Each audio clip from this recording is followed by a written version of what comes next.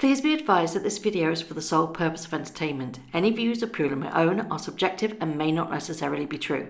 I do, however, do extensive research for all of my videos.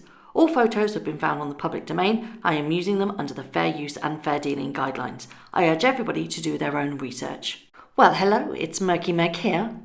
It's Tuesday the 28th of April and today is my birthday. I'm 43 today. Thank you so much for your well wishes, your happy birthdays, your kind words. It really does mean the world to me. Started off particularly good with a couple of glasses of Bucks Fizz. So I'm a little bit giggly. Let the video commence, shall we? Everybody's talking at the moment about Harry reading this 75th edition of Thomas the Tank Engine book. It was filmed in January, which is why he looks like he's in the sitting room of a quintessentially English front room. That is why they hadn't gone yet, or he probably did it when they were over. I'm not quite sure. Something really is amiss here. First of all, let's not do the obvious joke that, oh look, Harry's reading. He can actually read then. Yes, he can, although I find it very, very strange that this is all happening for two people that wanted and were so adamant that they needed privacy, and they just haven't stopped being in the media at all. It just seems to be a constant media onslaught for them.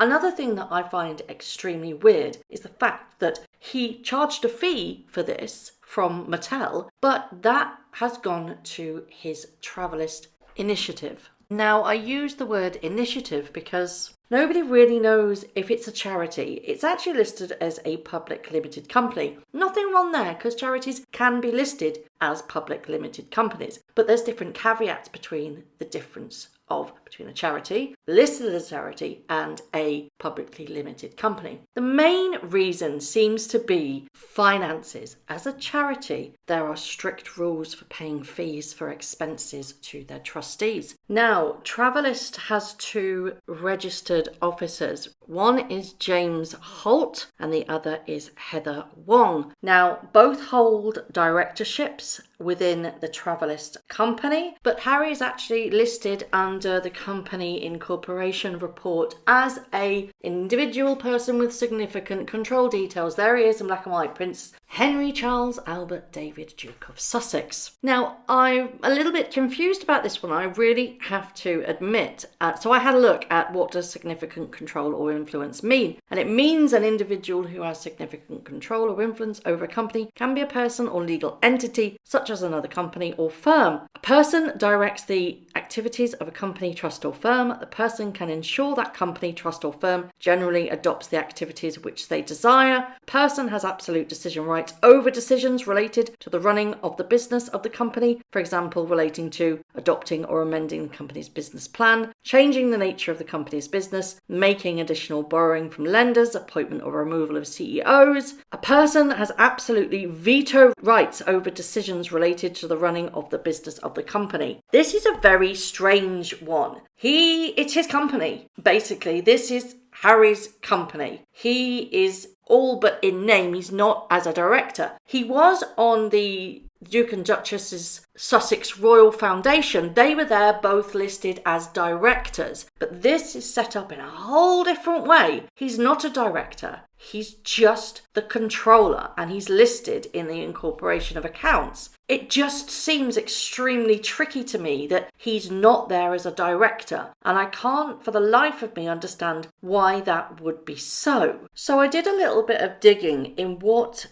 a person with significant control actually means and why they're not necessarily listed as a director. And basically it boils down to them holding ultimate control. It's the person with significant control that decides everything. So let's say the two directors want to go in a different direction, or they're having a bit of a squabble about which way to go, what to do. Then the person with significant control he can veto everything. They can veto the lot. They can change the direction of the company. They can change anything. They hold the cards of the company. Effectively, it is their company without being listed as a director. I hope you're following me so far, because it's about to get a little bit more tricky. So then I have a look at the listings of Travalyst. James Holt is listed for the Travalyst MWX Trading Limited and Justice Defenders. Now, James Holt led communications for the Royal Foundation, which was the Cambridge's, or is the Cambridge's foundation. Holt has worked at Kensington Palace for several years, as well as with the Liberal Democrats, and apparently is passionate about many of the causes championed by Harry and Meghan. So I want to revisit this again. I've done a previous video on this and I've put the link in the top. James Holt, as I said, is a director for both Travalyst, MWX Trading Limited and Justice Defenders.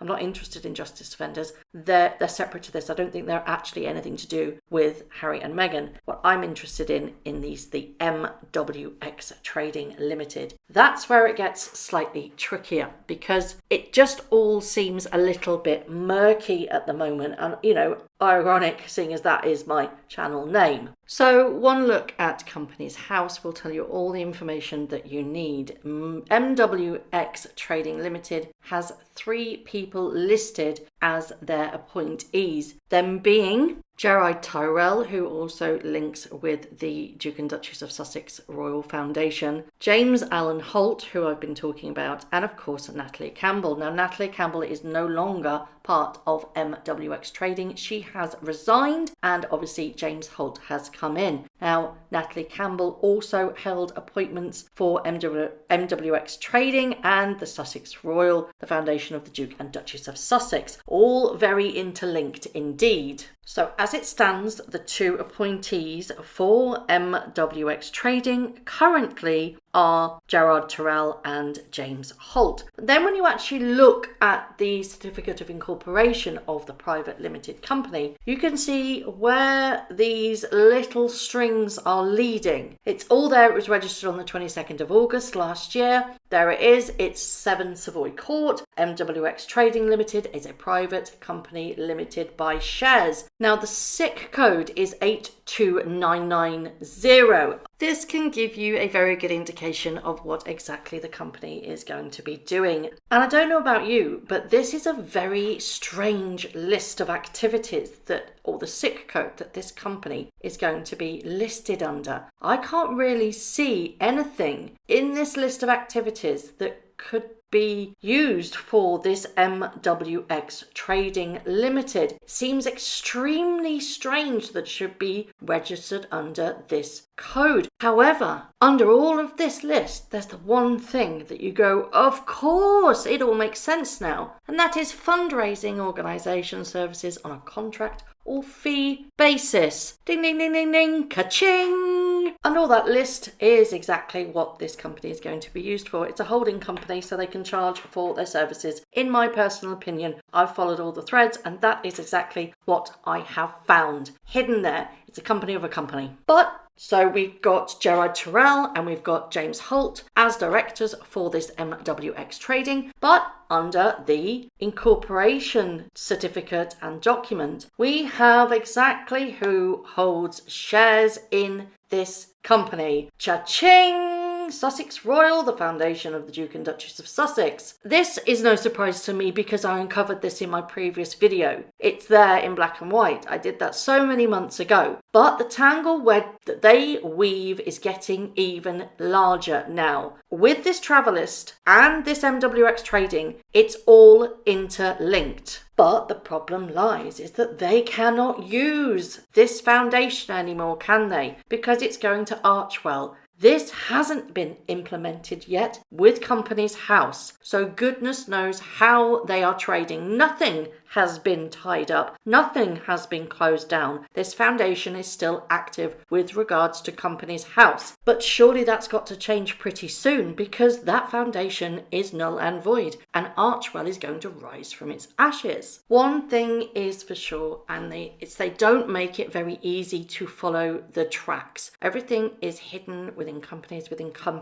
And maybe that's just how charities works. I don't think so, because I've looked at the Royal Foundation and that is pretty much straightforward. There's no weird tangents going off here, there and everywhere. It just is how it looks. It looks like a charity. Whereas this one doesn't. It seems to be lots of holding companies, and you've got to ask why. Now, one person that has come on board with Travalyst is Heather Wong. Now, Heather used to be the Assistant Private Secretary of the Duke of Sussex at Kensington Palace. I'm not quite sure whether she still is, but she's certainly now a director of Travalyst. Before being members of Harry and Meghan's working crew, she worked in the US government and politics and served as communications director for the Super PAC NetGen Climate and was a political appointee in the Obama administration, serving as acting assistant secretary and deputy assistant secretary of public affairs at the US Department of Homeland Security. Wow. If that's not going to open your political doors in America,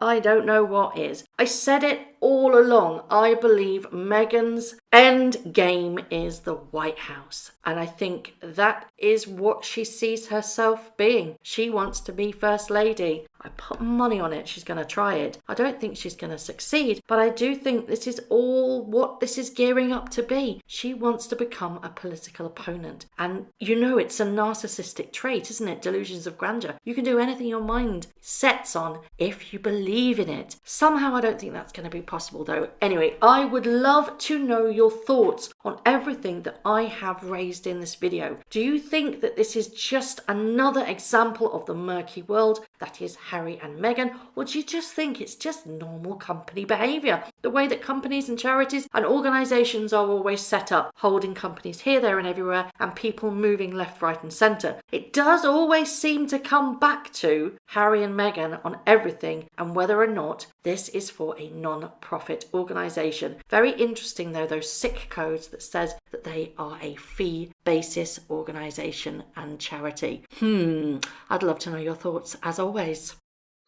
Thank you very much for watching. If you haven't already, please subscribe to my YouTube channel, hit the notification bell and also that like button. I'd like to take this opportunity to thank all of my followers for all the tips and all the emails, DMs that everybody sends to me. It really is greatly appreciated. So thank you very much for watching once again.